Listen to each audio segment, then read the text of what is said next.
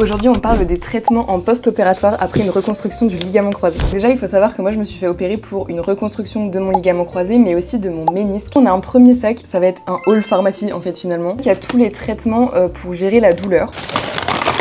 Premier traitement, celui qu'on prend en premier et qu'on connaît tous, le paracétamol. Donc ça c'est le premier traitement qu'on va prendre si la douleur est pas trop forte et qu'on peut gérer avec du Doliprane, on prend que du Doliprane. Pendant les 5 premiers jours, en plus du Doliprane, on prend également du Profénil, c'est des INS, et comme on prend des INS à plutôt forte dose pendant 5 jours, on prend également de l'ésoméprazole, donc c'est un IPP, en fait un protecteur gastrique pour éviter surtout les ulcères gastro-duodénaux. Ensuite, si le paracétamol et les INS ne fonctionnent pas, j'ai également de la lamaline, c'est un traitement qui est un petit peu plus fort si on a des douleurs persistantes et plus fortes. Ensuite, si j'ai toujours mal, j'ai le Nefopam ou Accupan. Et ensuite, si j'ai toujours mal, vraiment en dernier recours, on a l'Actiskénan ou la morphine. Honnêtement, là, je suis à J5 post-op et je me suis pas servi de la morphine. Je suis arrêtée à la lamaline parce que la douleur est quand même supportable et je veux pas trop prendre de traitement non plus. Mais au cas où, je les avais si vraiment j'avais trop mal. Ensuite, dans ce deuxième sac, on a tout pour faire les pansements. C'est mon copain qui me les fait parce que comme on est tous les deux en médecine, on sait gérer. On a 2 boîtes